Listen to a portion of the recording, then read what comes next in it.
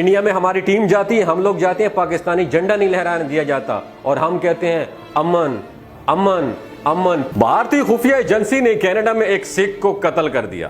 Canadian وزیر اعظم نے اپنی پارلیمنٹ میں اس معاملے کو اٹھایا اور انڈین انٹیلیجنس کے چیف کو فوری طور پر کینیڈا سے ملک بدر کر دیا۔ جواب میں انڈیا نے بھی کینیڈین انٹیلیجنس چیف کو اپنے ملک سے برطرف کر دیا۔ انڈیا اور کینیڈا کے درمیان $10 ارب کی تجارت کا ایک بڑا معاہدہ ہونے جا رہا تھا، اس کو بھی منسوخ کر دیا گیا ہے۔ کینیڈا نے اسی کی سرزمین پر اسی کے شہری کے قتل کو اپنی خود مختاری اور سلامتی پر حملہ قرار دیتے ہوئے انڈیا کو سنگین نتائج کی دھمکیاں دے دی ہیں۔ انڈیا اور کینیڈا میں ایک سکھ رہنما کے قتل کے معاملے پر شدید سفارتی تنازع پیدا ہو چکا ہے۔ اس کے ساتھ ساتھ انڈیا نے بھی عدلے کا بدلہ کیا اور اپنے ملک میں موجود کینیڈین خفیہ ایجنسی کے سربراہ کو بھی ملک بدر کرنے کا حکم دے دیا ہے۔ اس بڑے واقعے کے بعد انڈیا اور کینیڈا نے ایک دوسرے کے ساتھ ٹریڈ کے لیے، تجارت کے لیے ہونے والے مذاکرات کو بھی روک دیا ہے۔ اس وقت انڈیا اور کینیڈا کے درمیان تجارت کا حجم تقریباً $10 ارب سے بھی زیادہ ہے۔ یہ کہانی شروع ہوتی ہے 18 جون 2023 سے۔ کینیڈا کے صوبے برٹش کولمبیا کے ایک شہری کی کار پارکنگ میں فائرنگ کی انفارمیشن ملتی ہے۔ پولیس پہنچتی ہے تو وہاں پہ ایک 45 سالہ شخص شدید زخمی حالت میں پڑا ہوتا ہے۔ اسے گولیاں ماری گئی تھیں۔ اس سے پہلے کہ اسے ہاسپٹل لے جایا جاتا، یہ موقع پہ دم توڑ گیا۔ یہ واقعہ سکھوں کے گردوارے کی پارکنگ میں پیش آیا۔ مرنے والے سکھ کا نام ہردیپ سنگھ نجار تھا، جو کہ خالصتان تحریک کا ایک سرگرم کارکن تھا۔ کینیڈین وزیر اعظم نے اپنی پارلیمنٹ میں کھڑے ہو کے کہا کہ نجار کے قتل میں انڈیا کی خفیہ ایجنسی را انوالوڈ ہے۔ نجار کو انڈین حکومت کے ایجنٹس نے قتل کیا ہے۔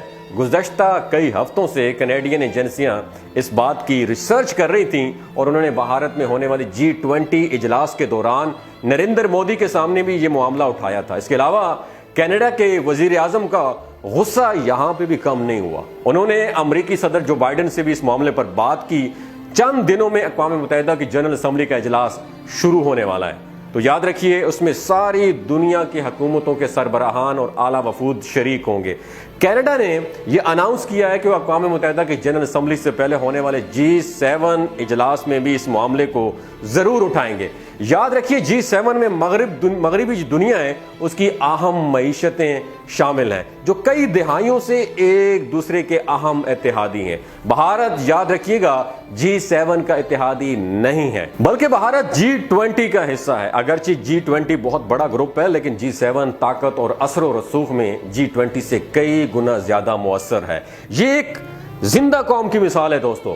کینیڈا میں ایک شہری کا قتل ہوا تو اس نے اس معاملے کو عالمی طور پر اس طرح اٹھایا جس طرح اٹھانے کا حق بنتا تھا۔ دوسری طرف ہماری بات کی جائے پاکستانیوں کی تو 2011 آپ کو یاد تو ہوگا کہ اس وقت امریکہ کے ہیلی کاپٹرز نے حملہ کر کے ہماری 2 چیک پوسٹوں کو تباہ کر دیا تھا۔ اس میں پاک فوج کے 26 جوان لخت جگر شہید ہو گئے تھے۔ ایک جنگی جرم تھا، لیکن ہم نے اس پر بحیثیت قوم کیا ریئیکٹ کیا؟ پاکستان کی کوشش تھی کہ اس وقت کے امریکی صدر باراک اوباما ہمارے پاس چل کے آئیں، ہمارے گھٹنوں کو ہاتھ لگائیں، ہماری تھوڑی کو پکڑیں، ہم سے معافی مانگیں، لیکن they did not do this۔ انہوں نے ایسا نہیں کیا۔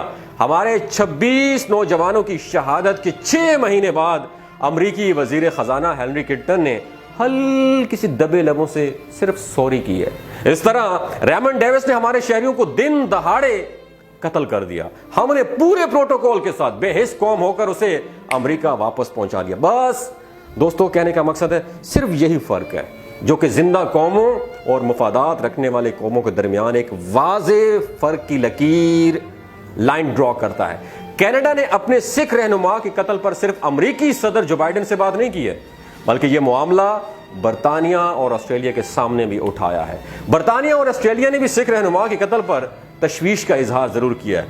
امریکہ کی یہ کوشش ہے کہ یہ تنازع اس حد تک خراب نہ ہو جائے کہ دونوں ملکوں کے درمیان معاملات اتنے سنگین ہو جائیں کہ جس سے امریکہ اور انڈیا کے مفادات کو بھی نقصان پہنچے۔ انڈیا کے اس رویے کے بعد امریکی صدر جو بائیڈن بھی اس سوچ میں ہے کہ اس نے کس کھوتے گھوڑے پر اتنے زیادہ پیسے اور اتنی زیادہ انویسٹمنٹ کیے ہیں، اس کے کیا نتائج نکلیں گے۔ مستقبل قریب میں انڈیا کو کیا کیا ریزلٹس کیا کیا نتائج بھگتنا پڑیں گے اس کا فیصلہ تو وقت ہی کرے گا. لیکن یہ ویڈیو آپ لوگوں کے ساتھ شیئر کرنے کا بنیادی مقصد ہے کہ کب بنو گے خوددار قوم, کب اپنے پاؤں پہ کھڑا ہوگے, کب کسی کی آنکھوں میں آنکھیں ڈال کر جواب دو گے.